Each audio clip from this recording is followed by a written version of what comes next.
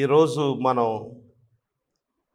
సంఘము అనే అంశాన్ని గురించి ధ్యానం చేసుకోబోతూ ఉన్నాం. అపోస్తలుడైన పౌలు తిమోతికి వ్రాసిన మొదటి పత్రిక, పౌలు తిమోతికి వ్రాసిన మొదటి పత్రిక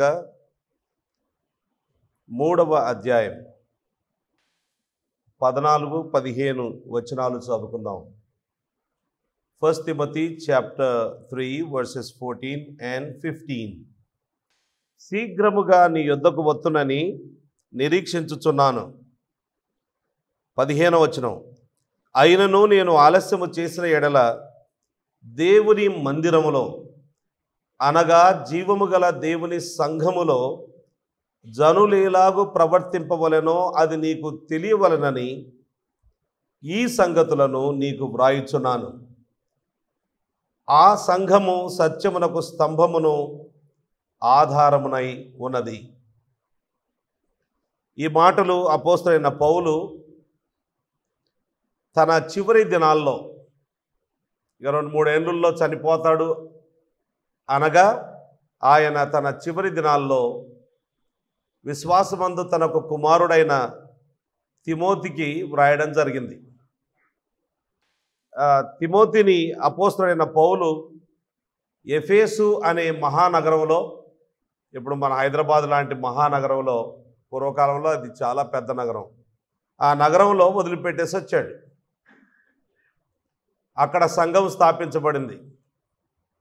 అపోస్తలుడైన పౌలు ఆ ఊళ్ళో 3 సంవత్సరాలు పైచిలుకు ఉండి ఆయన సంఘాన్ని స్థాపించాడు. అలాంటి సంఘం చాలా గొప్ప సంఘం. అయితే ఆ సంఘంలో భిన్నమైన బోధలు ప్రారంభమవుతూ ఉన్నాయి.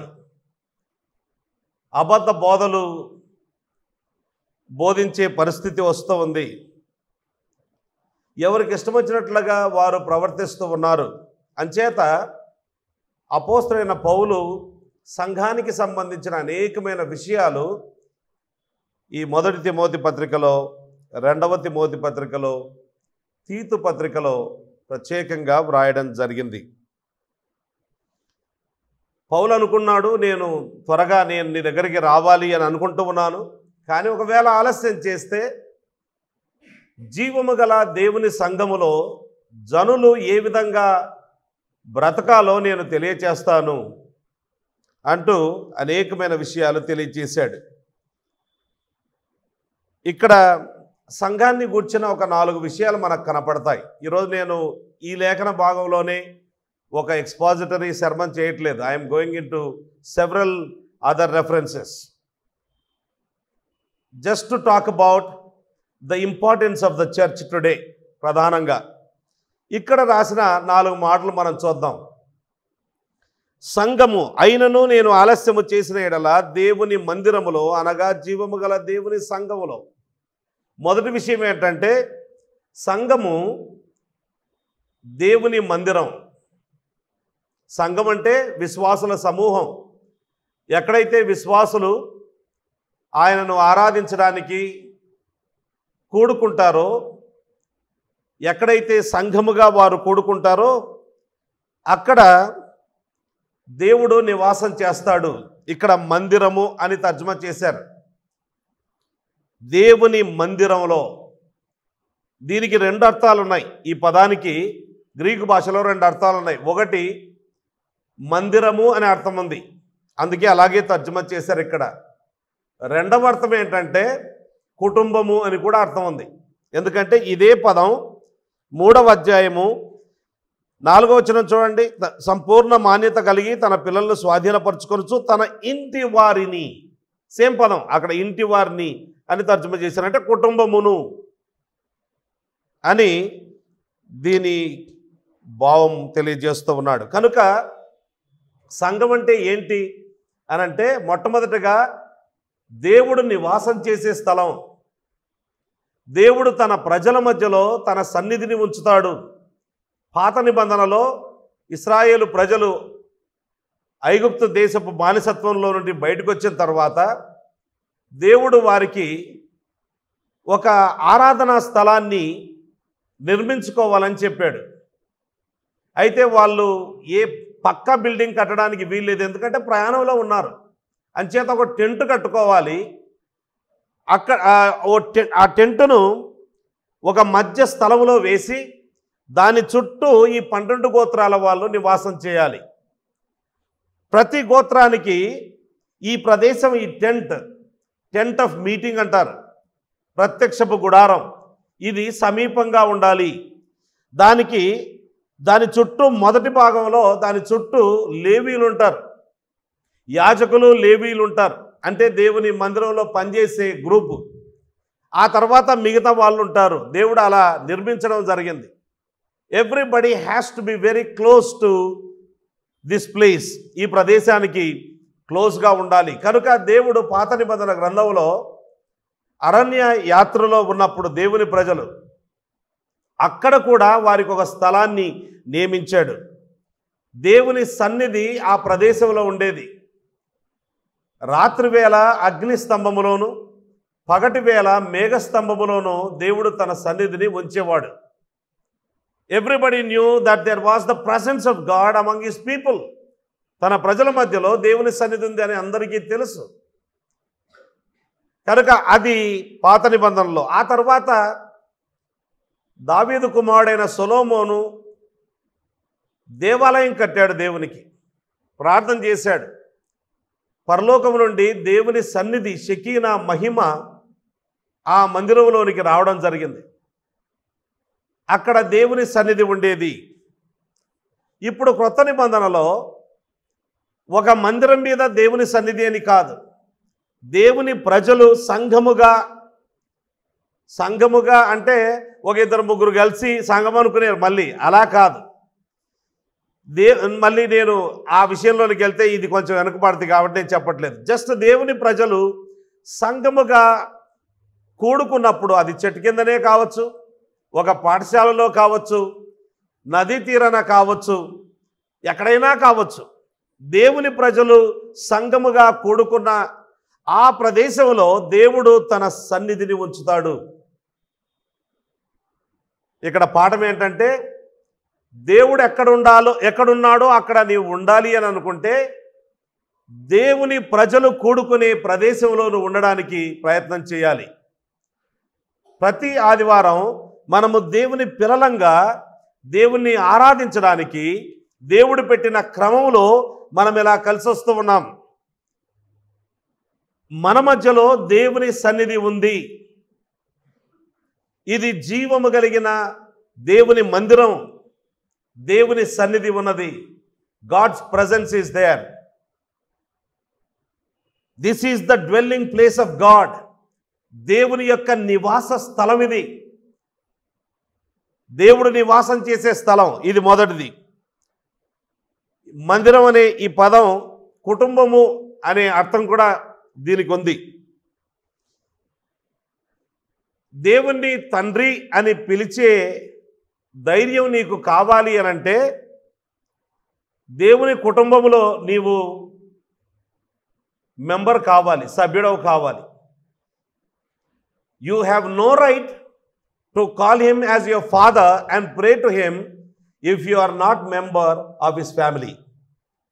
అంటే దాని అర్థం ఏంటంటే, నేను యేసుప్రభుని నమ్ముకున్నాను, కానీ నేను ఏ స్థానిక సంఘానికి చెందినవాణ్ణి కాదు, చెందినదాన్ని కాదు, నేను చర్చికి వెళ్ళను, ఐఎమ్ ఎ చర్చ్లెస్ క్రిస్టియన్ అని చెప్పడానికి వీల్లేదు. You have no right to call him God or call him your father because you don't belong to his family. నీవు కొట్లాడి ఆ ఇంట్లో నుంచి వెళ్ళిపోయావు, సంబంధం లేదని వెళ్ళిపోయావు, నీకు మాకు సంబంధం లేదు అని దూరదేశానికి వెళ్ళిపోయావు. You don't belong here, you have to come back to him.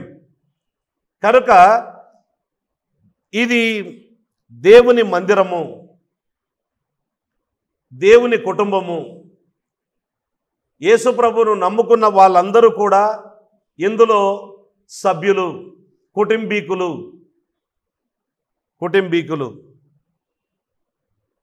ఒక ఆయన అన్నాడు, దేవుణ్ణి తండ్రిగా నీవు కలిగి ఉండాలని కోరుకుంటే సంఘాన్ని తల్లిగా ఉండాలని కోరుకోవాలి అని అన్నాడు. అంటే సంఘం తల్లి అని అనుకునేరు. It's not like that. ఏమంటారంటే దీన్ని ఫిగరేటివ్ లాంగ్వేజ్ ఇది. You have to see, you have to give that kind of importance because it is God's church.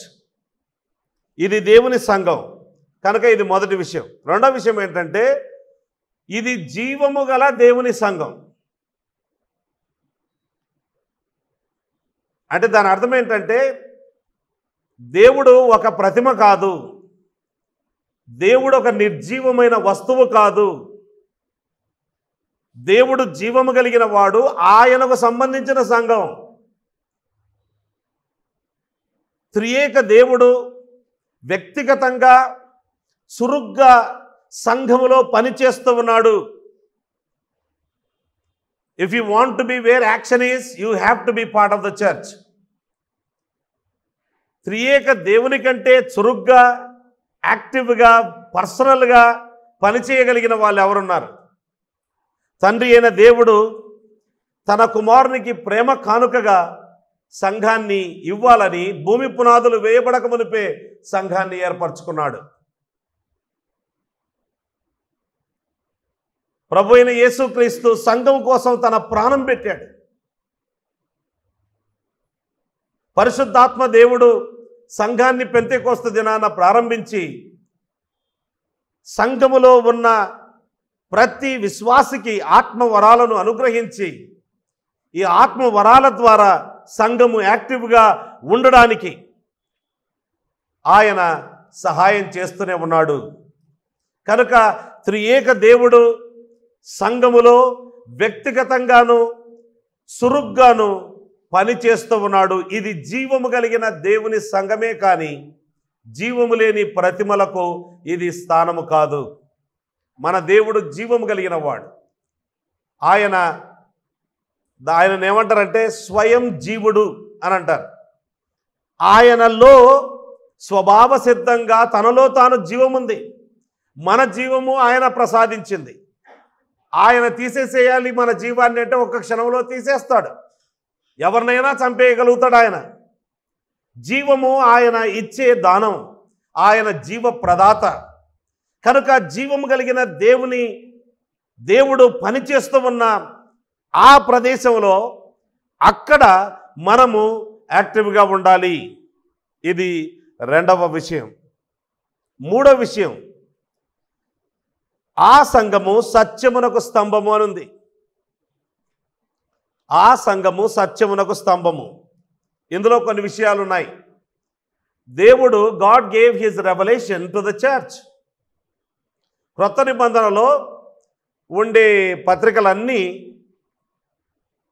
పాస్టర్లకు కానీ లేదా స్థానిక సంఘాలకు కానీ లేదా సార్వత్రిక సంఘానికి కానీ ఇవ్వబడినవే. దేవుడు తన ప్రత్యక్షతను తన సంఘానికి అనుగ్రహించాడు. ఈ ప్రత్యక్షతను కాపాడే పనిని సంఘానికి ఆయన అనుగ్రహించాడు. అందుచేత దేవుని వాక్యము ప్రకటించబడుతుంది. నీవు దుర్బోధలకు లోను కాకుండా సద్బోధ ఏదో తెలుసుకోవాలి, దాంట్లోనే నిలకడగా కొనసాగాలి, దేవుడు నాతో ఏం మాట్లాడతాడు అనే విషయాన్ని నీవు తెలుసుకోవాలి అని అనుకుంటే you have to be part of the church. సంఘములో నీవు భాగస్థుడవు, భాగస్థురాలవి కావాలి.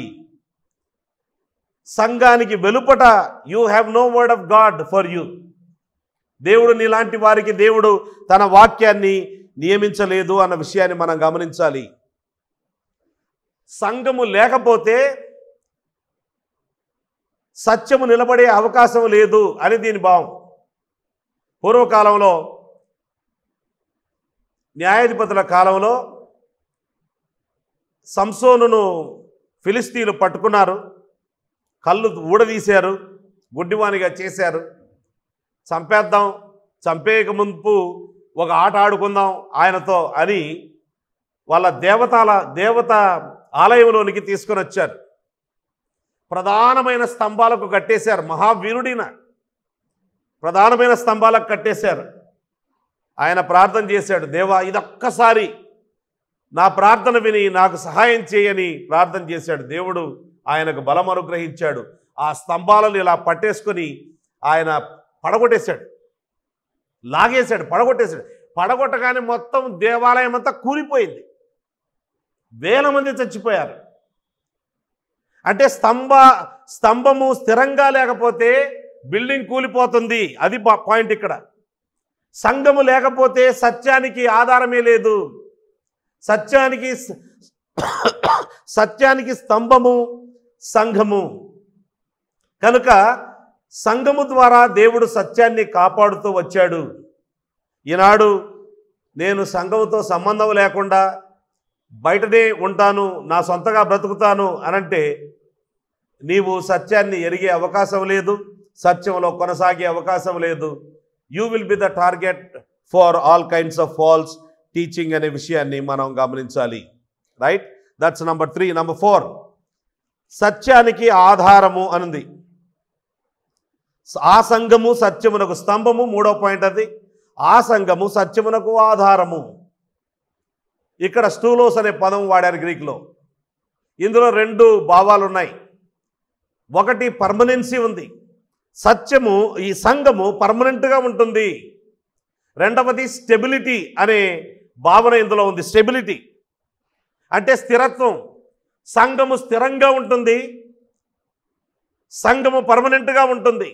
యేసు ప్రభువే చెప్పాడు, నేను నా సంఘమును కట్టుదును, పాతాళ లోక ద్వారములు దాని ఎదుట నిల్వనేరము. మనుషులు క్రైస్తవులను చంపడానికి ప్రయత్నం చేస్తే ఎంతమందిని చంపుతారు? చంపుకుంటూ వెళ్ళే కొద్దీ సంఘం మరింత పేటరేగిపోతుంది, మరింత స్థిరంగా అవుతుంది, మరింత బలంగా ఉంటుంది, మరింత సంఘము పర్మనెంట్గా ఉంటుంది. దేవుడు నియమించాడు ఆ విధంగా. సంఘము ప్రారంభమైన నాటి నుండి నేటి వరకు సంఘం మీద విపరీతమైన దాడులు జరుగుతూ ఉన్నాయి ప్రపంచవ్యాప్తంగా. అసలు క్రైస్తవ సంఘం మీద జరుగుతున్నంత దాడి ప్రపంచంలో ఏ మతానికి సంబంధించిన వ్యవస్థ మీద జరగడం లేదు. మీరు సెర్చ్ చేసి చూస్తే రోజుకు 350 మందిని చంపుతున్నారట యేసుప్రభుని నమ్ముకున్న వాళ్ళని. రోజుకు, ఎవ్రీడే, సంవత్సరానికి కాదు, ప్రతిరోజు 350 మందిని. పరలోకం అనే పుస్తకంలో ర్యాండీ ఆల్కాన్ గారు రాశారు. ఆయన ఇంకో పుస్తకంలో నుంచి ఉటంకించాడు. ఆ పుస్తకం పేరు the voice of the martyrs, హతసాక్షుల కేక అని. ఆ పుస్తకంలో నుంచి ఆయన తీసిన సమాచారం ప్రకారం ఏంటంటే 450 అట. అంటే సమ్వేర్ అరౌండ్ 350 నుంచి 450 మందిని. ప్రపంచంలో ఏ మతంలో ఇలా జరగట్లేదు, ఎవరిని ఇలాగా చంపడం లేదు. ఏ మతంలో ఇలాంటిది కనుక జరిగితే మొత్తం ప్రపంచమంతా ఏకమైపోద్ది. చిన్న 4గురిని చంపితే ఇంకా ఏమంటారు, ఆ దేశం యుద్ధము సామాన్యుల మీద యుద్ధం చేస్తుంది అని తెగ విరుచుకుపడి ప్రతి మీడియా, అన్ని రకాలైన సోషల్ మీడియా కానీ ప్రింట్ మీడియా కానీ ప్రతి ఒక్కడు వస్తాడు. కానీ ఎవ్రీడే ప్రతి దినము 350 నుంచి 450 మంది క్రైస్తవులను చంపుతుంటే ఏ పేపర్లో రాదు ఈ ఇన్ఫర్మేషన్, ఏ సోషల్ మీడియాలో రాదు ఈ ఇన్ఫర్మేషన్. అంటే క్రైస్తవుల మీద ఎందుకు ఇంత కక్ష? సంఘము భూలోకం మీద ఉండకుండా చెయ్యాలి అని ఎన్నో రాజ్యాలు వచ్చాయి. ప్రపంచాన్ని ఏలిన రోమా సామ్రాజ్యం కంకణం కట్టుకుంది. ఈరోజు రోమా సామ్రాజ్యం లేదు, భూమి మీద లేకుండా అయిపోయింది. ఎందుకు అంటే యేసుప్రభు చెప్పాడు, I will build my church and the gates of Hades shall not prevail against it అని అన్నాడు. ఇలా 350 మందిని కాదు, 3000 మందిని చంపుకుంటూ వచ్చిన సంఘం ఆగదు. అది స్థిరంగా ఉంటుంది, అది పర్మనెంట్గా ఉంటుంది. It's a permanent institution. Nobody can stop it and you are the part of such a great entity అనే విషయాన్ని మనం మర్చిపోకూడదు. సంఘము చాలా ప్రాముఖ్యమైంది. కొన్ని విషయాలు చెప్తాను ఎందుకు ప్రాముఖ్యమైంది. నంబర్ 1, అపోస్తల కార్యముల గ్రంథం 20వ అధ్యాయము 28వ వచనంలో దేవుడు తన స్వరక్తమిచ్చి సంపాదించిన సంఘము అని అక్కడ వ్రాయబడింది. దాని భావం ఏంటో తెలుసా? సంఘాన్ని దేవుడు తన ప్రియ కుమారుని రక్తము అనే వెలనిచ్చి కొనుక్కున్నాడు. అంత ప్రశస్తమైనది సంఘం. అంటే సంఘము స్వభావ సిద్ధంగా ప్రశస్తమైనది. మనుషులము మనము చాలా మంచి వాళ్ళం కాబట్టి కొనుక్కున్నాడని కాదు దాని భావం. ఆయన వెల చెల్లించాడు కాబట్టి దీనికి అంత విలువ వచ్చింది. పనికి రాని దానికి ఆయన వెల చెల్లించినందువల్ల విలువ వచ్చింది. ఒక సామాన్యురాలిని ఇంగ్లాండ్ దేశపు ప్రిన్స్ చార్ల్స్ చేసుకున్నాడు. చేసుకుంటే ఒక సామాన్యురాలికి ఆమె చాలా గొప్ప వ్యక్తి, పేరు ప్రతిష్టలు వచ్చేసాయి. Diana. She was a common person like you and any other person లాంటి వ్యక్తి ఆమె. ఒక మామూలు టీచరు ఏంటో సంథింగ్ లైక్ దాట్. కనుక ఆమెలో గొప్పతనం లేదు. ఎవరు ఆమెను చేసుకున్నారో ఆ వ్యక్తిని బట్టి గొప్పతనం వచ్చింది. మీరు వెండి బంగారు వంటి పాడైపోయే క్షయమైపోయే వస్తువుల చేత విమోచించబడలేదు.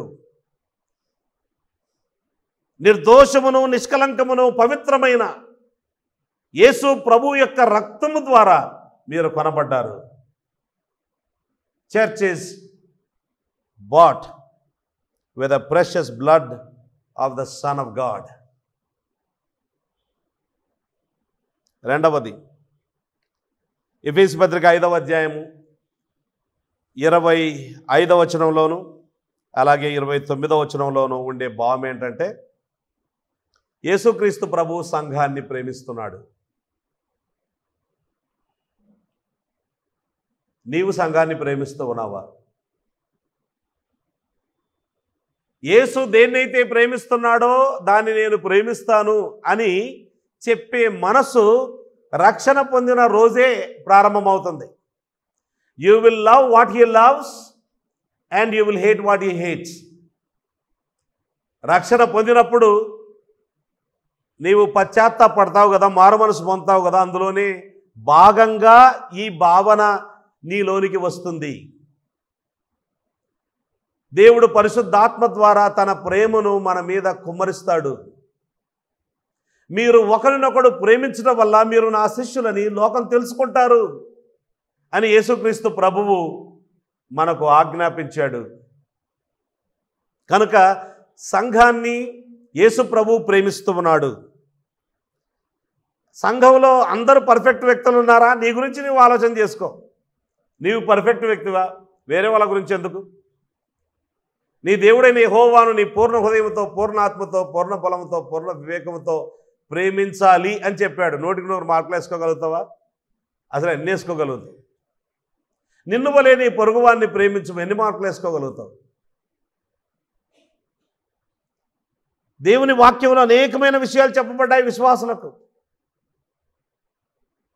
దేవుని వాక్యమనే అర్థంలో నిన్ను నీవు చూసుకుంటే ఎన్నో రకాలైన లోపాలు నీ జీవితంలో ఉన్నట్టు కనపడతాయి. నేను సంఘాన్ని ప్రేమించలేకపోతున్నాను because they are not perfect అని ఎవరైనా చెప్పగలుగుతారా? యేసు ప్రభువుకి తెలియదా ఇది ఇంపర్ఫెక్ట్ అని, అందులో కలంకం ఉందని, అందులో ముడత ఉందని, అందులో ఇలాంటివి చాలా ఉన్నాయి. వీటన్నిటినీ ఆయన వాక్యమనే నీటి ద్వారా స్నానం చేపిస్తున్నాడు సంఘానికి. అందులో ఉండే ముడత కలంకము తీసివేస్తూ ఉన్నాడు. కొద్ది కొద్దిగా ఆ కార్యాన్ని జరిగిస్తూ ఉన్నాడు. యేసు ప్రభువు సంఘాన్ని ప్రేమించి దాన్ని పోషిస్తూ ఉన్నాడు, దాన్ని సంరక్షిస్తూ ఉన్నాడు. ఇంగ్లీష్లో బాగుంటుంది, హీ నరిషెస్ అండ్ చెరిషెస్. చెరిష్ అనే పదానికి తెలుగులో తర్జుమా లేదు, సరైన పదం లేదు.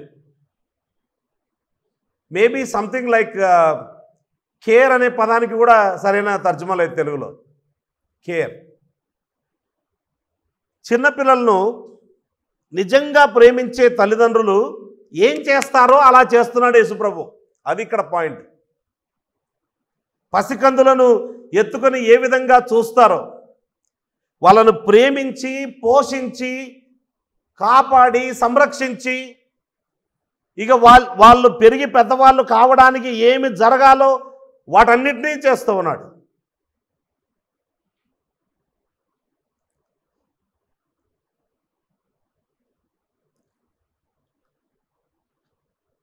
అంత మాత్రమే కాదు, యేసుక్రీస్తు ప్రభు సంఘంలో తాను సంఘ నిర్మాణ పని తానే చేస్తూ ఉన్నాడు. ఆయన చెప్పాడు, I will build my church. ఆ మాట చెప్పినప్పుడు ఇంకా సంఘం ప్రారంభించలేదు, పెంతెకోస్తు దినాన ప్రారంభించాడు. And he has been building the church.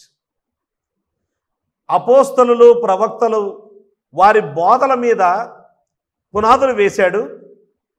ఆయనే ముఖ్యమైన మూలరాయిగా ఉండి ఆ విధంగా పునాది వేసి ఇప్పుడు సూపర్ స్ట్రక్చర్ కడుతూ ఉన్నాడు, బిల్డింగ్ కడుతూ ఉన్నాడు. ఎలా కడుతున్నాడు? డైరెక్ట్గా కడుతున్నాడా? యేసుప్రభు వచ్చి సంఘాన్ని డైరెక్ట్గా కడుతున్నాడంటే లేదు, తన సేవకుల ద్వారా కడుతూ ఉన్నాడు. ఎఫెసీ పత్రిక 4వ అధ్యాయం చదువుదామా వాక్యం? ఎఫెసీ పత్రిక 4వ అధ్యాయం 11వ వచనం నుంచి చదువుదాం. మనమందరము విశ్వాస విషయంలోనూ దేవుని కుమారుని గూర్చిన జ్ఞాన విషయంలోనూ ఏకత్వము పొంది సంపూర్ణ పురుషుల మగు వరకు, అనగా క్రీస్తునకు కలిగిన సంపూర్ణతకు సమానమైన సంపూర్ణత కలవారమగు వరకు ఆయన ఈలాగు నియమించెను. పరిశుద్ధులు సంపూర్ణులగునట్లు క్రీస్తు శరీరము క్షేమాభివృద్ధి చెందుటకును పరిచర్య ధర్మము జరుగుటకును. ఇప్పుడు అండర్లైన్ చేసుకోండి, ఆయన కొందరిని, కొందరికి కాదు, కొందరిని, he is giving gifted men to the church. కొందరిని అపోస్తలులు గాను, కొందరిని ప్రవక్తలను గాను, కొందరిని సువార్తికులను గాను, కొందరిని కాపరులను గాను, ఉపదేశకులను గాను నియమించెను. ఎన్ని గ్రూప్స్ ఉన్నాయి ఇందులో? చెప్పాలి, ఎన్ని గ్రూప్స్ ఉన్నాయి?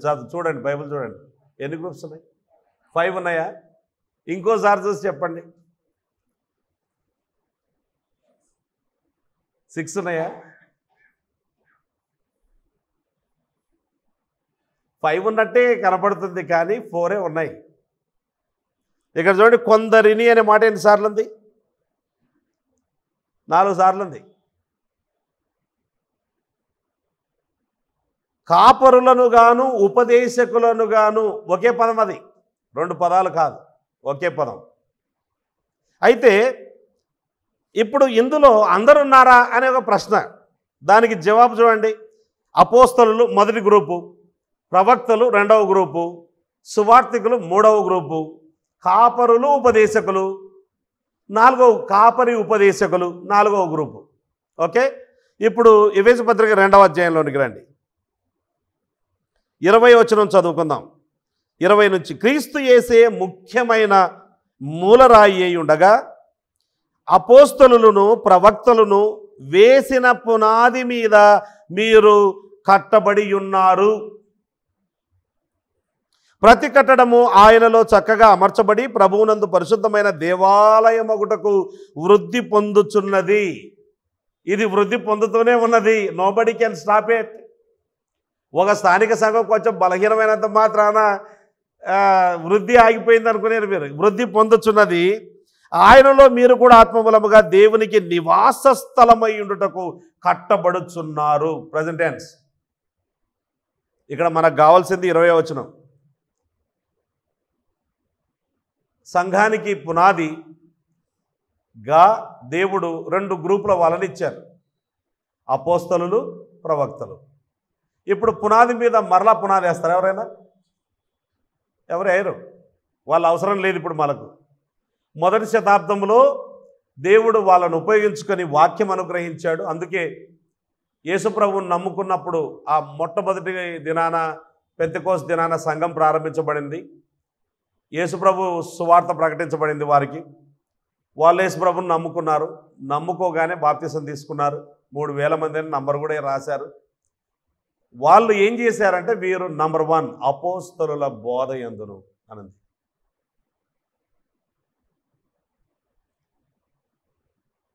కొత్త నిబంధన గ్రంథాలు దైవావేశం వలన కలిగాయి ఇవి ప్రామాణిక గ్రంథాలు అని ఎలా నిర్ధారించడం జరిగిందంటే, ఒక టెస్ట్, అందులో ఒక పరీక్ష ఏంటంటే, ఇది అపోస్తలుల ద్వారా కానీ లేదా అపోస్తలుల ప్రతినిధుల ద్వారా, అపోస్తలుల కనుసైగల్లో అపోస్తలుల ప్రతినిధుల ద్వారా కానీ వ్రాయబడిందా అని ఒక ప్రశ్న. ఆ టెస్ట్ పాస్ అయితే దెన్ కొత్త నిబంధనలో ఆ పుస్తకాన్ని చేర్చారు. క్యాననైజేషన్ జరిగేటప్పుడు, ప్రామాణిక గ్రంథాలు ఏవో నిర్ణయించేటప్పుడు. కనుక అపోస్తలులు ప్రవక్తలు నేటి దినాన లేరు. ఎవరైనా ప్రవక్త, నేను సో అండ్ సో, ఇప్పుడు చాలామంది ప్రవక్తలు అని ప్రవక్తలు పెట్టుకుంటున్నారు. అంతా బోగస్ ప్రవక్తలు వాళ్ళంతా. అపోస్తలు అని పెట్టుకున్నారు అనుకోండి, చిన్న చిత్తకోళ్ళు కూడా పెట్టుకుంటారు అపోస్తలు. మరి ప్రతి ఒక్కటి అపోస్తలే. మీకు తెలుసలేదో, మీకు కూడా అపోస్తలత్వం కావాలనుకుంటే కొంచెం డాలర్లలో పని అంతే. భార్యాభర్తలకైతే మనలాంటి ఎదుగుతున్న దేశాల్లో కొంచెం కాదు, హెవీ డిస్కౌంట్ ఉంటుంది. అమెరికన్స్కి వేరే రేటు, మనకు వేరే రేటు. భ్రష్టులు. All that we have today is the word of the apostles. ఇదే ప్రామాణికం. కనుక అపోస్తలులు ప్రవక్తలు నేటి దినాన లేరు. మరెవరున్నారు? సువార్తికులు ఉన్నారు. ఇంకా ఎవరున్నారు? కాపరి బోధకులు ఉన్నారు. Pastor hyphen teachers. Pastor who is able to teach. His main work is to teach and preach. వీళ్ళున్నారు. వీరి ద్వారా దేవుడు కడుతూ ఉన్నాడు సంఘాన్ని. వీరు ఏం చేస్తారు అంటే, they will Edify the church. సంఘాన్ని నిర్మిస్తారు, అంటే సంఘాన్ని కడతారు. ఆ విధంగా కడుతూ ఉంటే సంఘము బలపరచబడి పరిచర్య ధర్మం జరిగిస్తుంది.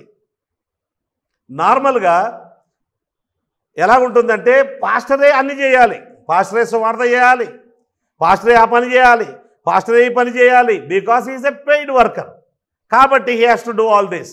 No, Bible doesn't say that. Pastor equips the believers and the believers will do the work of ministry.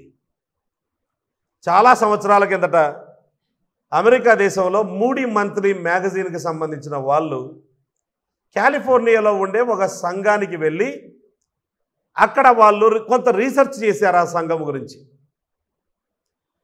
Research చేసి బికాస్ ఆ సంఘము అమెరికా దేశం అంతటా కూడా అందరి వాళ్ళలో నానుతూ ఉంది, మంచిగా చాలా ఎదుగుతూ ఉన్న సంఘం. అంచేత వీళ్ళు ఈ మ్యాగజైన్లో ఒక వ్యాసం రాద్దాం వీళ్ళ గురించి అని వెళ్ళి అక్కడ రీసెర్చ్ అంతా చేశారు, వ్యాసం రాశారు. మరి వ్యాసానికి ఒక పేరు పెట్టాలి కదా, శీర్షికకు ఒక పేరు పెట్టాలి కదా. కనుక ఏం పేరు పెట్టాలి, టైటిల్ ఏమి ఇవ్వాలి అని ఆలోచించి టైటిల్ ఈ విధంగా ఇచ్చారు, 900 మంది సేవకులు ఉన్న సంఘం అని ఇచ్చారు. టైటిల్ చూడగానే చాలామందికి ఆశ్చర్యం. 9 మంది అంటే ఉంటారు. అమెరికాలో పెద్ద పెద్ద చర్చిల్లో 9 మంది ఉంటారు, 10 మంది ఉంటారు, 20 మంది కూడా ఉంటారు. రకరకాల డిపార్ట్మెంట్స్ ఉంటాయి. సో ఇక్కడ 900 మంది అంటే సంఘంలో సేవకులు 900 మంది ఉంటే సంఘంకి ఎంత పెద్దగా ఉండాలి అని అందరూ ఆశ్చర్యపడ్డారు. విషయం ఏంటంటే, ఆ సంఘంలోని ప్రతి ఒక్క విశ్వాసి చాలా యాక్టివ్గా, చాలా చురుగ్గా దేవుని సేవ చేస్తున్నారు. వారి వారి ఆత్మ వరాల చొప్పున దేవుని సేవ చేస్తున్నారు. ఆ సంఘమే Grace Community Church California, John MacArthur గారి సంఘం. ఇప్పుడు అది పెరిగి పెద్దదై అలాగే కొనసాగుతూ దాదాపు 10,000 మంది సంఘ సభ్యులను కలిగిన ఆరోగ్యకరమైన సంఘం ప్రపంచంలో.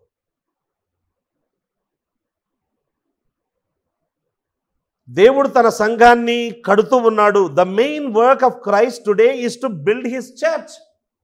That's what he is saying, I am building my church.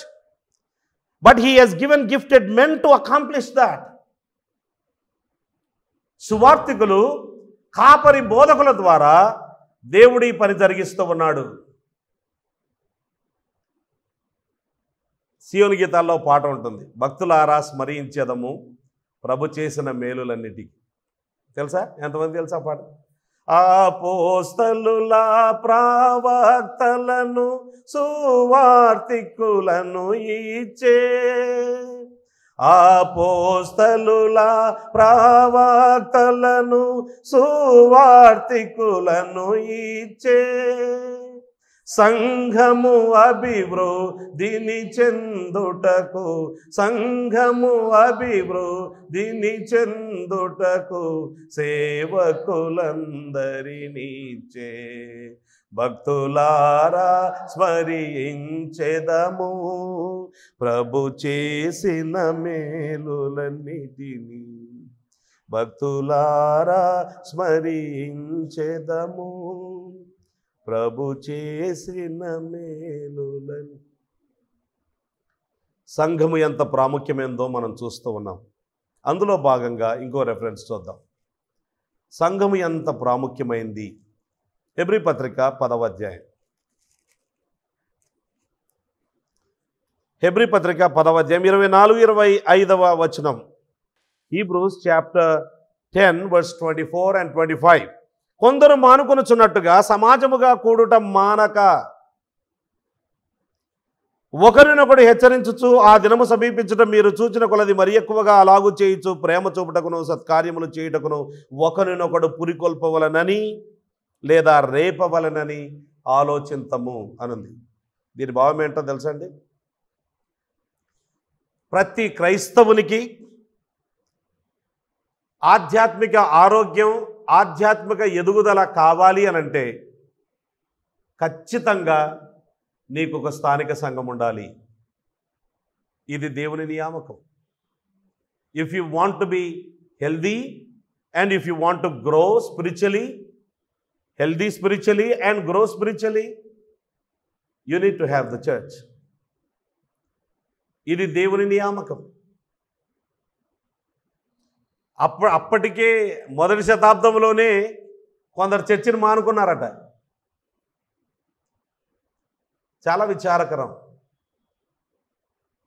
మనలో ఇంకా కొంతమంది, అందరూ కాదు కానీ చాలామంది అని చెప్పడానికి లేదు, కొంతమంది చాలా తేలిగ్గా అది వరం ఎగరగొట్టేస్తారు. తేలిగ్గా ఏదో చిన్న పని పడింది అనుకోండి, అది వరం ఎగరగొట్టారు. ఇంటికి బంధువులు వచ్చారనుకోండి, అది వరం ఎగరగొట్టేస్తారు. నేను చెప్పా చాలాసార్లు, మా ఇంటికి కూడా వచ్చారు బంధువులు, బట్ మేము ఎన్నడూ అది వరం ఎగరగొట్టలేదు, లేటుగా రాలేదు. మా ఇంటికి ఒకసారి దాదాపు ఒక 15-20 మంది వచ్చారు. పెద్ద వ్యాన్ వేసుకొని వచ్చారు. వస్తే నేను నా భార్య తెల్లవారుజామున 3 గంటలకు లేచి పూరీలు చేశాం 20 మందికి.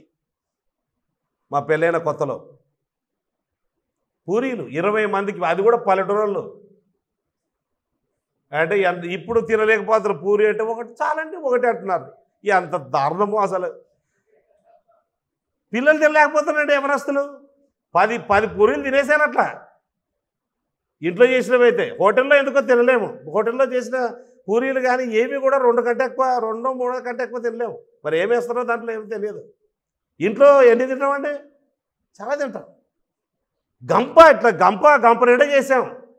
తర్వాత అంతమంది మీరు స్నానం చేసి టైంకి రావాలో చర్చికి అని చెప్పానండి. అందరూ స్నానం చేసి వచ్చేసారు. వాళ్ళ ఊర్లో పోతారో లేదో కానీ నా దెబ్బకు వచ్చేసారు మొత్తం అందరు. మీలో చెప్పాను, మీ ఇంటికి బంధువులు ఆదివారం వస్తారు కొంతమంది. ఎల్లిపాకారం పెట్టండి ఆదివారం వచ్చినప్పుడు, మాంసం పెట్టొద్దు, మళ్ళీ రారోళ్ళుగా. వేరే రోజుల్లో రమ్మని చెప్పాలి. ఆదివారం మేము వెళ్ళిపోయాకారమే తింటాం. అసలు బ్రేక్ఫాస్టే లేదు మా ఇంట్లో ఆదివారం. అవునా కదా? మన ఇళ్ళల్లో చాలామంది బ్రేక్ఫాస్టే చేయకుండా వస్తాం మనం. ఇప్పుడు నో బ్రేక్ఫాస్ట్ సండే. దెబ్బకగా మళ్ళీ ఆదివారం రోజు వస్తే అప్పుడు అడగండి. వాళ్ళ కోసం మనం ఆగిపోవడం ఏంటండి? చాలా తేలిగ్గా ఆదివారం ఎరగొట్టేస్తున్నారు. Never do that, never do that. అది నిజంగా అవసరమైతే కొన్ని డిపార్ట్మెంట్స్ ఉంటాయి. పోలీస్ డిపార్ట్మెంట్ ఉంటుంది, డాక్టర్స్, నర్సెస్, వీళ్ళకి ఖచ్చితంగా పోవాల్సిందే. ఇంపార్టెంట్ ఎమర్జెన్సీ సర్వీసెస్ వీళ్ళు. తర్వాత రోడ్లు ఊడవడము, ఎమర్జెన్సీ సర్వీస్ ఖచ్చితంగా ఉండాల్సిందే. కొంతమంది అలాంటి పరిస్థితి ఉంటుంది. ఉంటే నీకు తెలుసు, దేవుడికి తెలుసు, నీవు యథార్థంగా ఎరగొట్టట్లేదు చర్చి అని నీకు తెలుసు. అప్పుడు దేవుడు కూడా మెచ్చుకుంటాడు, ఏం పర్వాలేదు. కానీ నీకు అవకాశం ఉండి కూడా ఎక్కడ కొడుతున్నావు అని అంటే మాత్రం తప్పు. You will not be spiritually healthy and you will never grow spiritually if you don't attend the church. Very important. God has determined like that.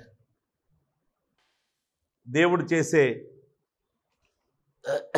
ఈ గొప్ప పనిలో మనం కూడా పాలు పొందాలి. సంఘము చాలా ప్రాముఖ్యమైంది అన్న విషయాన్ని మనం ఇక్కడ తెలుసుకుంటూ ఉన్నాం. ఇంకా చెప్పాలంటే సంఘం ఒక చిన్నపాటి పరలోకం. దీన్ని ఏమంటారు తెలుగులో అంటే ఫోర్ టేస్ట్ ఆఫ్ హెవెన్ అంటారు. ముందస్తు రుచి. మీరు మరి కొంతమంది రుచి చూడకుండానే వంట బాగా చేస్తారంటే వాసనతోనే ఉప్పు అయిందా లేదా అని చెప్పగలిగిన మహత్యం కొంతమందికి ఉంటుంది. సహోదరులకు, పురుషులకు కూడా ఉంటుంది. వాసన చూసి చెప్తారు, బా ఎంత గ్రేట్. కానీ నాలాంటి వాడు తిని చూసి చెప్పాలి. మధ్యలో మేమైతే మా చిన్నతనంలో మాంసం వండుతుంటే మధ్యలోనే తినేసేవాళ్ళం. చాలా ఫోర్ టేస్ట్ అది ఎంత బాగుంటుందో. అలా వండుతూనే కొండలో నుంచి అలా తీసి తింటే ఎంత బాగుంటుందో. The church is a four taste of haven. పరలోకములో ఉండబోయే విషయాలు చర్చిలో చిన్న స్థాయిలో, కొద్ది స్థాయిలో, ఎదిగే స్థాయిలో చర్చిలో ఉంటాయి. That's why it is called mini heaven. చిన్నపాటి పరలోకం. ఇది ఎట్లా చిన్నపాటి పరలోకం అని ఆలోచిస్తే, పరలోకంలో దేవుని చిత్తాన్ని సంపూర్ణంగా నెరవేరుస్తారు. ఏ లోపం లేకుండా అక్కడ దేవుని వాక్యానికి సంపూర్ణంగా లోబడతారు. అందులో అనుమానమే లేదు. దేవుడు ఏం చెబితే అది చేస్తారు. దేవునికి సంపూర్ణమైన విధేయత చూపిస్తారు. చూడండి, మొదటి యోహాను పత్రిక 2వ అధ్యాయం 3వ వచనం. మరియు మనం ఆయన ఆజ్ఞలను గైకొనిన ఎడల దీని వలననే ఆయనను ఎరిగి ఉన్నామని తెలుసుకొందుము. ఆయనను ఎరిగి ఉన్నానని చెప్పుకొనుచు ఆయన ఆజ్ఞలను గైకొనని వాడు అబద్ధికుడు, వానిలో సత్యము లేదు. నేను యేసుప్రభుని నమ్ముకున్నాను కానీ ఆయన మాట వినను, అసలు వినను, ఏనాడు వినలేదు, ఎప్పుడు వినను, భవిష్యత్తులో కూడా వినను, నా ఇష్టమైనట్టుగా బ్రతుకుతా అంటే నువ్వు యేసుప్రభుని నమ్ముకోలేదని అర్థం. నీవు అబద్ధికుడు అనింది ఇక్కడ. వాడు అబద్ధికుడు అనింది. ఆయన వాక్యము ఎవడు గైకొనునో వానిలో దేవుని ప్రేమ నిజముగా పరిపూర్ణమాయను. ఆయన యందు నిలిచి ఉన్న వాడనని చెప్పుకొని వాడు ఆయన ఎలాగూ నడుచుకుని అలాగే తాను నడుచుకున్న బద్ధుడై ఉన్నాడు. మనం ఆయన యందు ఉన్నామని దీని వలన తెలుసుకొనిచున్నాం. అంటే నువ్వు యేసుప్రభుని నమ్ముకున్నావని దీనివల్ల అర్థమవుతుంది. So in the church God's people desire to submit to his moral will as revealed in the word of God.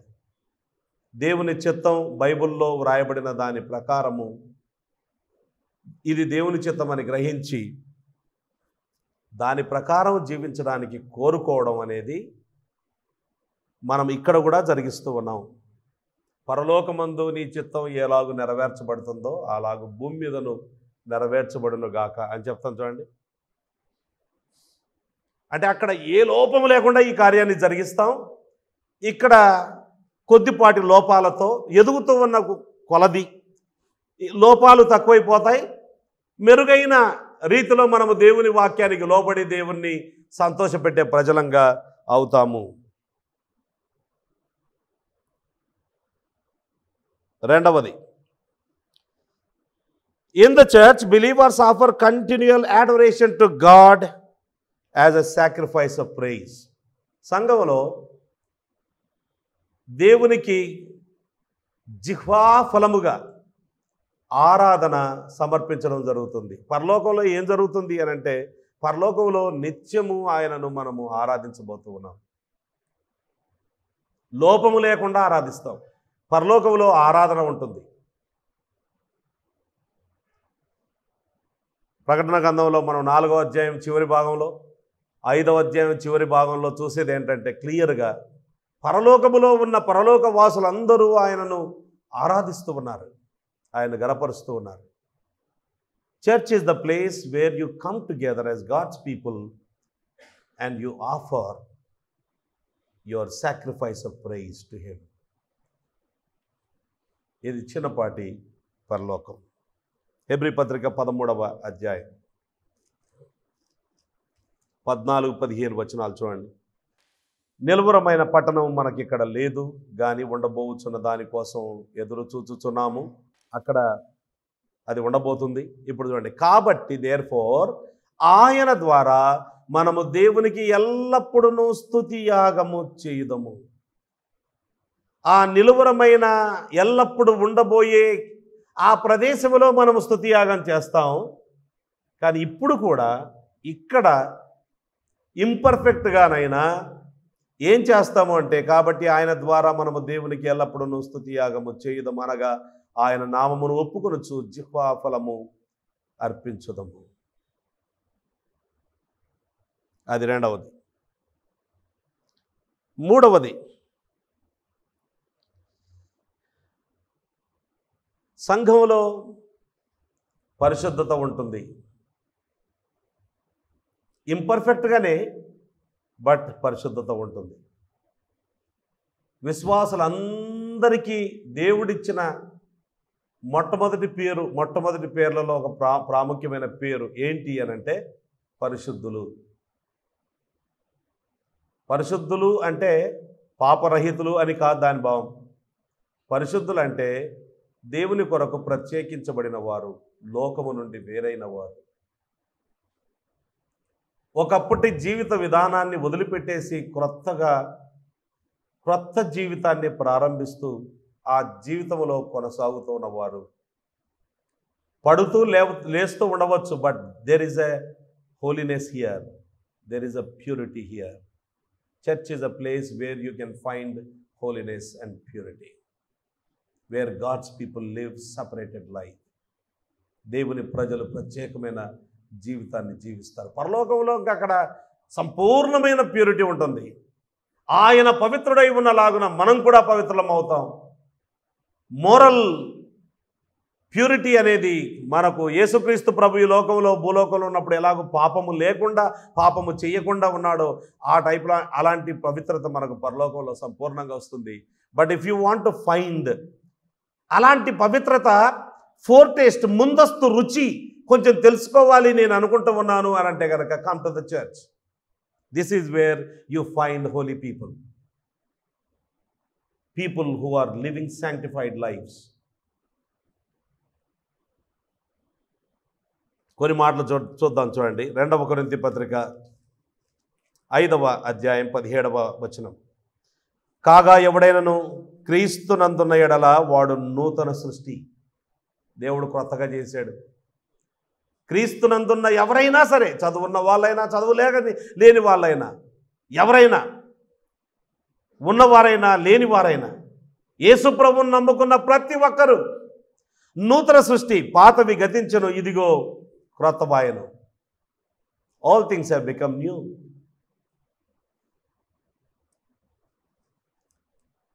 ఎఫెసీ పత్రిక 5వ అధ్యాయం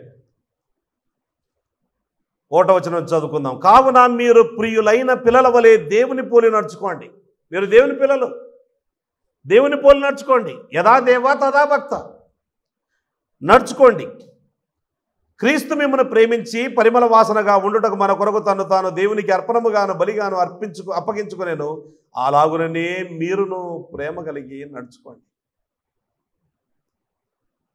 మీలో జారత్వమే కానీ, ఏ విధమైన అపవిత్రతయే కానీ, లోభత్వమే కానీ వీటి పేరైనను ఎత్తకూడదు. ఇదే పరిశుద్ధులకు తగినది. కృతజ్ఞత వచనమే మీరు ఉచ్చరింపవలను కానీ, మీరు బూతులైనను, ఇంకా బూతులు మాట్లాడే వాళ్ళు గమనించాలి.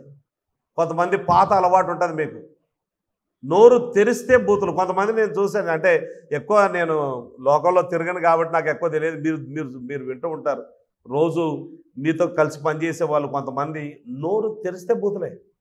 నార్మల్ మాటే రాదు వాళ్ళ నోట్లో. ఐ హావ్ సీన్ పీపుల్ నోరు తెరిస్తే బూతులు. యేసుప్రభుని నమ్ముకున్న కొంతమంది, మీలో కొంతమందికి ఆ పాత అలవాటు అలా ఉంటుంది. అప్పుడప్పుడు వస్తాయి అవి, జాగ్రత్త. యేసుప్రభువుని నమ్ముకున్న తర్వాత యేసుప్రభు పరిశుద్ధుడు. ఆయన సంఘము, ఆయన తన వాక్యము ద్వారా మనల్ని పరిశుద్ధతలోనికి నడిపిస్తూ ఉన్నాడు. కనుక ఆయన మనలో ఉండకూడనివి తీసివేస్తూ ఉండవలసినది పెంపొందింప చేస్తూ ఉన్నాడు. ఆ విషయాన్ని గమనించాలి. కృతజ్ఞతావచనమే మీరు ఉచ్చరింపవలను కానీ మీరు బూతులైనను పోకిరి మాటలైనను, అంటే వెర్రి మాటలు, సరసోక్తులైనను ఉచ్చరింపకూడదు. డబల్ మీనింగ్ వచ్చే మాటలు మాట్లాడకూడదు. డబల్ మీనింగ్ వచ్చే పాటలు, సినిమా పాటలు వినుకుంటూ డాన్స్ చేయకూడదు. అవి తగవు, ఇవి మీకు తగవు. మళ్ళీ చెప్పాడు, ఇదే పరిశుద్ధులకు తగినది అని 3వ వచనంలో చెప్పాడు, ఇట్లుండాలి అని. ఏవి తగవో కూడా చెప్పాడు. ఇంకా మాట అర్థం కాకపోతే ఒక ఏమంటారు సీరియస్గా దీనివల్ల కలిగే, ఒకవేళ మాట వినకుండా ఇష్టం వచ్చినట్టుగా బ్రతికారనుకోండి ఏమవుతుందో అది కూడా చెప్పాడు. 5వ వచనం, వ్యభిచారి అయినను అపవిత్రుడైనను విగ్రహారాధికుడై ఉన్న లోబి అయినను క్రీస్తు యొక్కయో దేవుని యొక్కయో రాజ్యమునకు హక్కుదారుడు కాడను సంగతి మీకు నిశ్చయముగా తెలియదు. అంటే you will not go to heaven అని అర్థం. నేను బాప్తిసం తీసుకున్నానంటే తీసుకోవచ్చు, బాప్తిసం ఏముంది, రక్షణ పొందకుండానే బాప్తిసం తీసుకోవచ్చు. నేను బాప్తిసం గురించి చెప్పడానికే భయపడుతూ ఉన్నా చాలా సందర్భాల్లో. ఎందుకంటే నేను బాప్తిసం ఇచ్చిన కొంతమంది వాళ్ళ జీవితాలు యేసుప్రభును నమ్ముకున్న వాళ్ళ జీవితాలతో పోలిస్తే ఏ మాత్రము లేవు. జస్ట్ లోకస్తులు ఎట్లా బ్రతుకుతున్నారో అంతకంటే నీచంగా బ్రతుకుతున్నారు కొంతమంది. మళ్ళీ ప్రభు బలలో పాల్పొందుతున్నారు. ఎంత దారుణమో. మంటపాల్లో పోయి కూర్చుంటున్నారు, అక్కడ ఇచ్చే తింటున్నారు, అందరితో కలిసి భోజనాలు చేస్తూ ఉన్నారు. మీకు మారు మనసు ఉంది అని ఎట్లా చెప్పగలుగుతావు? ఏ దేవుని నమ్ముకున్నావు నువ్వు? ఉంటే అటైనా ఉండాలి, లేకపోతే ఇటైనా ఉండాలి. సగం సగం ఉండకూడదు. దారుణమైన పరిస్థితి. ఇక్కడ చెప్తూ ఉన్నాడు, వ్యర్థమైన మాటల వల్ల ఎవడునూ మిమ్మల్ని మోసపరచనీయకుడి. ఇట్టి క్రియల వలన దేవుని ఉగ్రత అవిధేయులైన వారి మీదికి వచ్చును గనుక మీరు అట్టి వారితో పాలివారై ఉండకుడి. God's wrath will fall upon them. And అలాంటి వారితో మీరు సహవాసం చేయకండి. మీరు పూర్వమందు చీకటి అయి ఉంటుంది. అది పాత జీవితం. యేసుప్రభుని నమ్ముకోకముందు చీకటిలో ఉంటుంది కాదు, అది కూడా కరెక్టే. చీకటిలో ఉంటుంది అనేది కరెక్టే. చీకటి అయి ఉంటుంది అంటే మీ జీవితమే చీకటి. ఇప్పుడైతే ప్రభువునందు వెలుగై ఉన్నారు. వెలుగు ఫలం, నిజంగా వెలుగు ఉంటే వెలుగు ఫలం ఏంటి అంటే సమస్త విధములైన మంచితనం. మంచితనం అనే ఈ మాటకు అర్థం ఏంటంటే మోరల్ ఎక్సలెన్స్ అని అర్థం. అంటే నైతికంగా శబాష్ ఎంత బాగా బ్రతుకుతున్నావు నీవని మనుషులు చెప్పేటట్టుగా బతకడం. యేసుప్రభుని నమ్ముకున్న వాళ్ళు. ఇక్కడ పర్ఫెక్ట్ పీపుల్ లేరు, కానీ ఇదిగో ఈ విధంగా జీవించడానికి ప్రయత్నం చేస్తూ పడుతూ లేస్తూ మరింత మరింత దేవునికి దగ్గర అవుతూ పవిత్రంగా బ్రతికే గ్రూప్ ఉండే ప్లేస్ ఇది. పరిశుద్ధత ఇక్కడ లేకపోతే ఇది సంఘం కాదు. మనలో పరిశుద్ధత లేకపోతే నీ విశ్వాసమే కాదు. When God has saved you, he has started the work of sanctification on the first moment of your salvation. He has sanctified అన్నది ఆల్రెడీ. సమస్త విధములైన మంచితనము, నీతి, సత్యమును వాటిలో కనబడుచున్నది. గనుక ప్రభువుకి ఏది ప్రీతికరమో దానిని పరీక్షించుచు వెలుగు సంబంధుల వలె నడుచుకొనుడి. నిష్ఫలమైన అంధకార క్రియలలో పాలివారై ఉండక వాటిని ఖండించుడి. పాలివారై ఉండొద్దు, ఖండించండి. విశ్వాసులకు చెప్తున్నాడు. కనుక తోటి విశ్వాసులు ఇంకో విశ్వాసి మండపాల్లో కూర్చోవడం కానీ, ఆ విగ్రహం ఎదుట తాగి డాన్స్ చేయడం కానీ చేస్తే you don't talk to that person. Just వదిలిపెట్టేసి ఆ వ్యక్తితో మాట్లాడకండి. ఎవరు? నీ సొంత కొడుకైనా, నీ సొంత తల్లి అయినా, నీ చెల్లి అయినా, అన్నైనా, చెల్లి అయినా, తమ్ముడైనా, నీ కౌగిటి భార్యయే కానీ అనుంది క్లియర్గా 13వ అధ్యాయం. నీ కౌగిటి భార్యయే కానీ దయ చూపించడానికి వీల్లేదు. Do not associate your self with such people. నీకు కూడా వస్తుంది అపవిత్రత, నీవు కూడా పాడైపోతావు. దుష్ట సాంగత్యము మంచి నడవడిని చెరుపును. మంచులతో సహవాసం చేయాలి. దేవునిలో పవిత్రంగా బ్రతకడానికి ప్రయత్నం చేస్తూ ఆ మార్గంలో నడుచుకున్న వాళ్ళతో మనం నడుచుకోవాలి.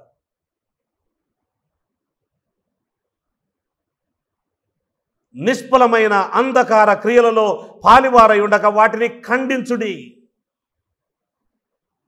ఏలైనగా అట్టి క్రియలు చేయువారు రహస్యమందు జరిగించు పనులను గురించి మాటలాడటైనను అవమానకరమై ఉన్నది.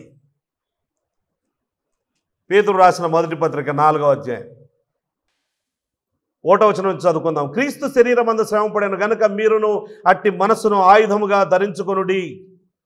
శరీర విషయంలో శ్రమపడిన వాడు శరీరమందు జీవించు మిగిలిన కాలము ఇక మీదట మనుజాసలను అనుసరించి నడుచుకొనక దేవుని ఇష్టానుసారముగానే నడుచుకొనున్నట్లు పాపముతో జోలి ఇక నేమియూ లేక ఉండును. ఇప్పుడు అండర్లైన్ చేసుకోండి.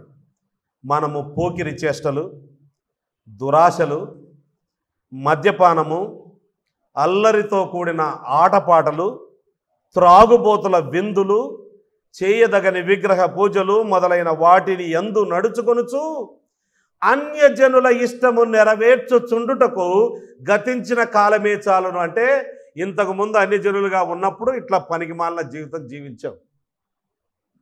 దీనికి ఫుల్ స్టాప్ పెట్టాలి. Thus far and no further అని అన్నాడు.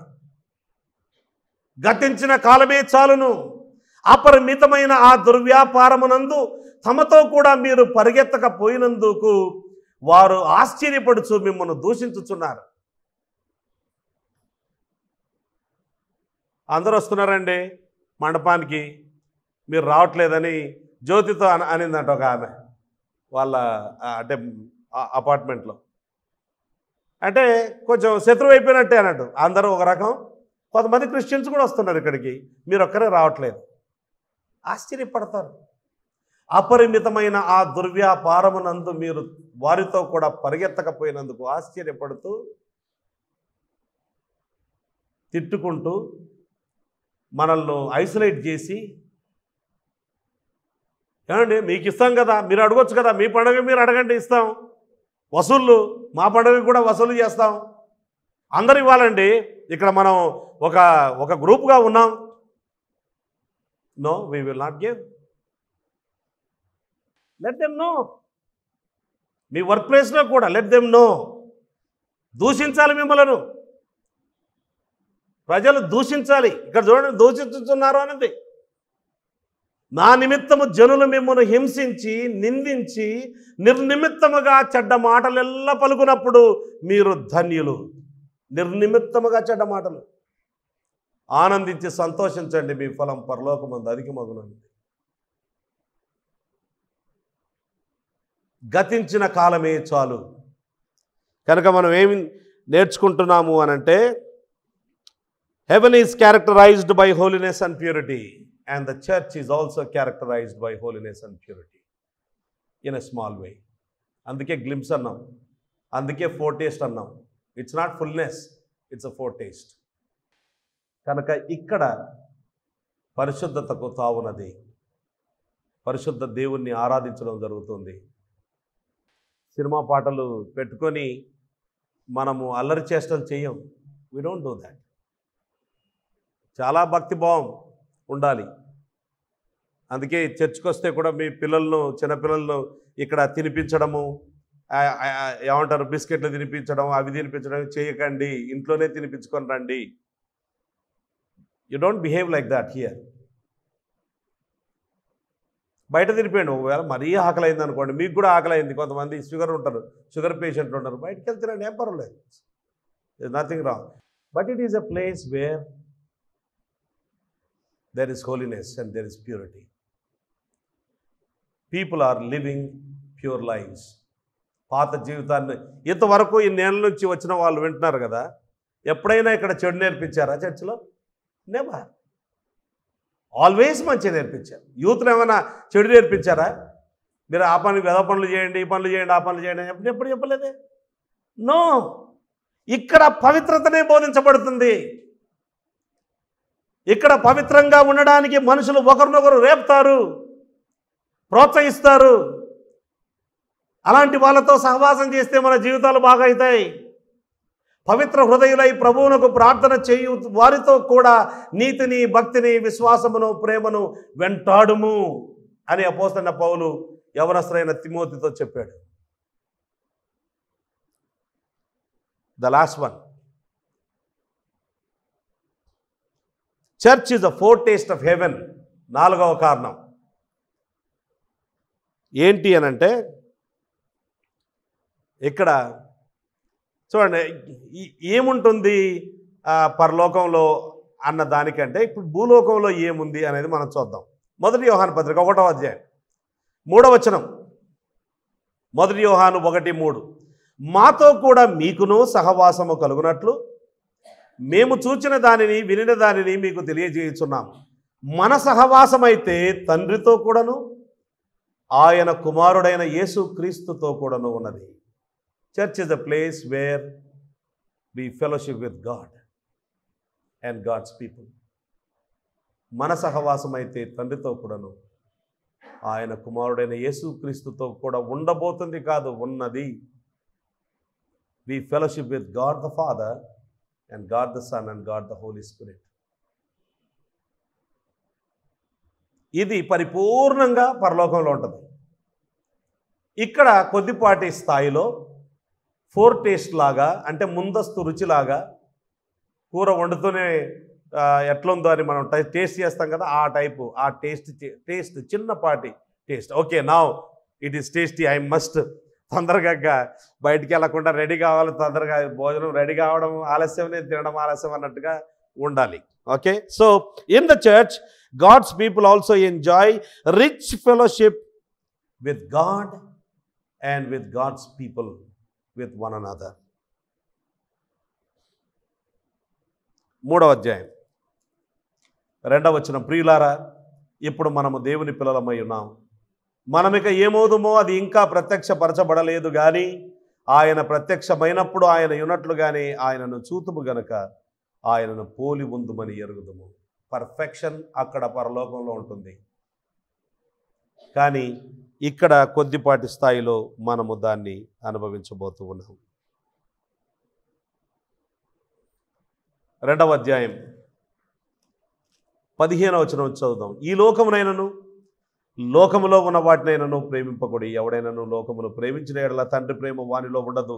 లోకములో ఉన్నదంతయు అనగా శరీరాశయు, నేత్రాశయు, జీవపు డంబమును తండ్రి వలన పుట్టినవి కావు, అవి లోక సంబంధమైనవి. లోకమును దాని ఆశయు గతించిపోవచ్చున్నవి కానీ దేవుని చిత్తమును జరిగించువాడు నిరంతరం నిలుచు. 4 విషయాలు మనం ఇక్కడ చూడడం జరిగింది. ఇది చిన్నపాటి పరలోకం కనుక మనము సంఘానికి ప్రాధాన్యత ఇవ్వాలి మన జీవితంలో అని తెలుసుకుంటూ ఉన్నాం. దీనిలో 4 విషయాలు. 1, దేవుని చిత్తానికి లోబడుతూ ఉన్నాం ఇక్కడ. అందుకే దేవుని వాక్యాన్ని వింటాం. దేవుని వాక్యం విన్నప్పుడు మనకు అనిపిస్తుంది నా జీవితం సరిగ్గా లేదు, మార్చుకోవాలి. అదే దేవుని చిత్తానికి లోబడడం అంటే. పర్ఫెక్ట్గా కాదు, ఆ డైరెక్షన్లో మనం వెళ్తున్నాం. పర్ఫెక్షన్ కాదు, డైరెక్షన్. గుర్తుపెట్టుకోండి, నాట్ పర్ఫెక్షన్ బట్ డైరెక్షన్. ఆ డైరెక్షన్లో ఉన్నాం. కొంతమంది ఇక్కడ వరకు వచ్చారు, కొంతమంది అక్కడ వరకు వచ్చారు, ఇంకా కొంతమంది అక్కడ వరకు కొంచెం దూరం, కొంతమంది మెరుగ్గా ఉన్నారు, కొంతమంది సరిగ్గా లేరు, ఇంకా కొంచెం వెళ్ళాలి. బట్ ఆ డైరెక్షన్లో, ఆ దిశగా, ఆ మంచి దారిలో అక్కడ కొనసాగుతూ ఉన్నారు. కనుక పరలోకములో దేవుని చిత్తం సంపూర్ణంగా ఎలాగో నెరవేర్చబడుతుందో ఇక్కడ పాక్షికంగా కొద్దిపాటి విధానంలో ఎదుగుతూ కొనసాగుతాం. తర్వాత క్రైస్ట్ సెంటర్డ్ వర్షిప్ ఉంటుంది. యేసు ప్రభువే మనకు ప్రధానమైన వ్యక్తి, ఆయనను మనం ఆరాధించడం జరుగుతూ ఉంది. ఇక్కడ కూడా ఆయన్ని ఆరాధించాలి. కొంతమంది అంతా అంటే మొదట పాటలు పాడిన తర్వాత మనం ఏ రోజు కూడా ఏనాడు పాటలు మనుషులు వస్తారు అట్లా we never Singh like that. మొదటి పాట నుంచి దేవుణ్ణి ఆరాధిస్తాం. ఆరాధన నడిపే వాళ్ళు కూడా అలాగే చేస్తూ ఉన్నారు. And how long will you miss that? You have to grow. క్రీస్తును ఆరాధించే విషయంలో ఎదగాలి. దేవుని వాక్యానికి లోబడే విషయంలో ఎదుగుతూ ఉండాలి. మరింత మరింత పరలోకం మనం ఈ లోకంలోనే మరింత ఎక్కువగా అనుభవించే వారిగా మనం కావాలి. దేవుని ప్రజలతో కలిసి ఆయనను ఆరాధించడానికి రావాలి. కొంతమంది నోరే తెరవరు. యంగ్ పీపుల్ని అడగాల్సి వస్తుంది, పెద్దవాళ్ళను కూడా అడగాల్సి వస్తుంది. You need to worship the Lord. It's an honour. You're experiencing heaven here. మూడవదిగా పరిశుద్ధతను మరింత పెంపొందింప చేసుకోవాలి. దేవుడు మనల్ని పరిశుద్ధులుగా ఉండడానికి పిలిచాడు. ఈ పరిశుద్ధతలో మరింత కొనసాగాలి.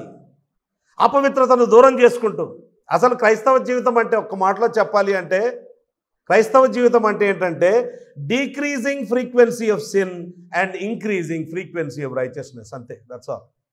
పాపములో తరుగుదల, నీతిలో పెరుగుదల.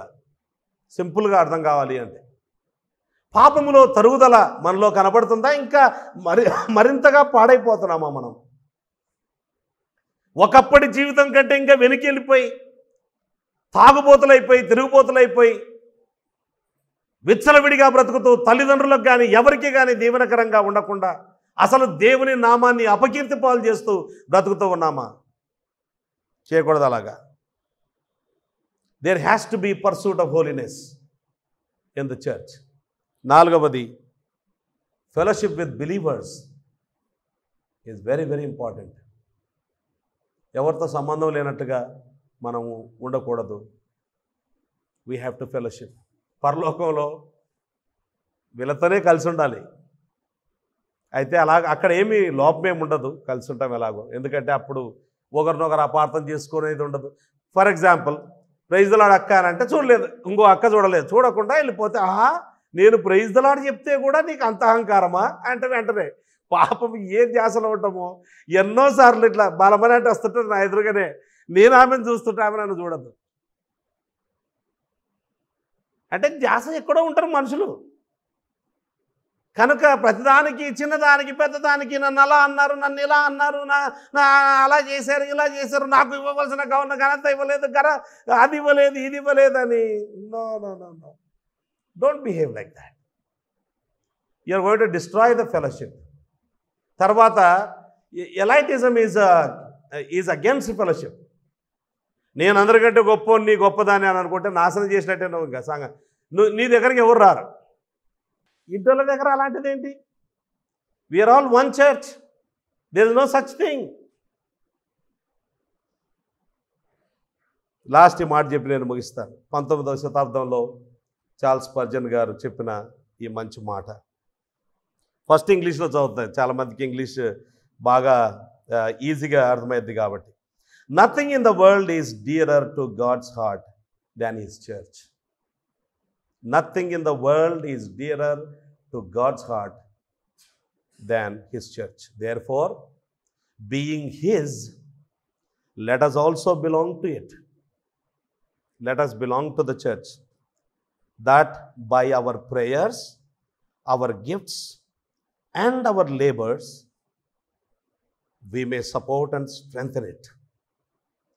If those who are Christ's refrained even for a generation from numbering themselves with his people, there would be no visible church, no ordinances maintained, and I fear very little preaching of the gospel. Amen. నేను రాసిన పుస్తకంలో పరిచయంలోనే ఈ మాటలు రాశాను. So తెలుగులో చదువుతాను. తన సంఘము కంటే దేవుని హృదయమునకు అత్యంత ప్రియమైనది లోకములో ఏది లేదు. మరి అత్యంత ప్రియమైన సంఘాన్ని నువ్వు ఎన్నడూ ఆలోచన చేయకుండా నెలకోసారో 2 నెలలకోసారో అమావాస్య పున్నమి అనేవాళ్ళు పాత పాత దినాల్లో అవన్నీ తొందరగా వస్తాయి. కొంతమంది అయితే ఈవెన్ పండుగ రోజు కూడా రావట్లేదు. కర్నూలు జిల్లాలో చాలా ఏళ్ళ కిందటే క్రిస్టియానిటీ వచ్చింది. నామకార్థులు ఉంటారు, తాగుబోతులు, తిరుగుబోతులు, నామకార్థులు. అసలు వాళ్ళు యేసుప్రభుని నమ్ముకోలేదు కానీ ఉడికి నామకార్థ క్రైస్తవులు. వాళ్ళు కూడా వస్తారండి పండుగకు. మంచిగా బట్టలు వేసుకొని పండుగ రోజు వాళ్ళన్నా వస్తారు. మన చర్చిలో కొంతమంది బాప్తిసం తీసుకున్న వాళ్ళు పండుగ రోజు రాని వాళ్ళు కూడా ఉన్నారు. ఇంకా ఎంత దారుణమో చూడండి. తాగుబోతులు వస్తారు, ఎంత దారుణం. Do you really believe that Christ loves the church so much? దేవుని సంఘము, అతని సంఘము కంటే దేవుని హృదయంలో అత్యంత ప్రియమైనది లోకములో ఏదీ లేదు. కాబట్టి ఆయన వారముగా దానికి చెంది, అంటే let us belong to the church, చెంది మన ప్రార్థనలు, మన కానుకలు మరియు మన ప్రయాసము చేత దానికి మద్దతు ఇచ్చి బలపరుద్దాం. If the church is important, then you need to pray for the church. You need to give to the church. And you need to labor for the church. Labor అంటే ఏంటి? ప్రయాసపడి చెమటోడ్చి అలసిపోయేంతగా ప్రయాసపడడం, అది లేబర్ అంటారు. ఎప్పుడైనా చర్చ్ కోసం ఏమైనా పనిచేసేవాను? అసలు చర్చికి రావడం, అటెండెన్స్ వేసుకోవడమే గ్రేట్. ఇక అలాంటిది నేను labouring for the church, never. అంటే వీఆర్ నాట్ గుడ్ అని అర్థం. చెమటోడ్చి అలసిపోయేంతగా సంఘము కోసము మనము పనిచేసి దానికి మద్దతిచ్చి బలపరుద్దాం. క్రీస్తు వారు ఆయన ప్రజలతో లెక్కించబడకుండా ఒక తరము దూరముగా ఉన్నా, అంటే నేను యేసుప్రభుని నమ్ముకున్నాను కానీ నేను ఏ చర్చికి వెళ్ళను అని దూరంగా ఉంటే, there will be no visible church. Visible church ఉండదు, దృశ్య సంఘం ఉండదు, అంటే సంఘం కనబడే సంఘం ఉండదు. మరి ఎవరు బాప్తిసం ఇవ్వాలి? ఎవరు ప్రభు వల్ల ఇవ్వాలి? ఎవరికి వాళ్ళు ఇంట్లో చేసుకుంటారా? కోవిడ్ టైంలో చేసుకున్నట్టు మనం కోవిడ్ టైంలో కూడా ప్రభు వల్ల ఇవ్వలేదు. ఆన్లైన్ ఇవ్వకూడదు, అలాగా ఇవ్వకూడదు. కలిసి వచ్చినప్పుడు, దేవుని ప్రజలు కలిసి వచ్చినప్పుడు, అది ఎన్ని నెలలన్నా కావచ్చు, కలిసి వచ్చినప్పుడు తీసుకునేది అది. మనల్ని మనం పరీక్షించుకొని యోగ్యముగా పుచ్చుకునేది అది. సో ఏ విధులు నిర్వహించబడవు, నా భయం ఏంటంటే చాలా తక్కువ సువార్త ప్రకటన ఉంటుంది అని 19వ శతాబ్దంలో చార్ల్స్ స్పర్జన్ గారు అన్నారు. ఏమర్థమైంది ఇంతవరకు మనకు? చర్చ్ ఈజ్ వెరీ ఇంపార్టెంట్ అనేది అర్థమైంది. That's number 1. నంబర్ 2, చర్చ్ చిన్నపాటి పరలోకం అనేది అర్థమై ఉండాలి. 3వది, మరి మనమేం స్పందిస్తాం? చర్చ్ చాలా ప్రాముఖ్యమైనది, చిన్నపాటి పరలోకం అయితే నా స్పందన ఏంటి? Let us pray for the church. ప్రార్థన చేద్దాం సంఘం కోసం. సంఘం కోసం ఖర్చు చేద్దాం. సంఘం కోసం చెమటోడ్చి అలసిపోయేంతగా ప్రయాసపడదాం. కళ్ళు మూసుకొని ప్రార్థన చేసుకుందాం.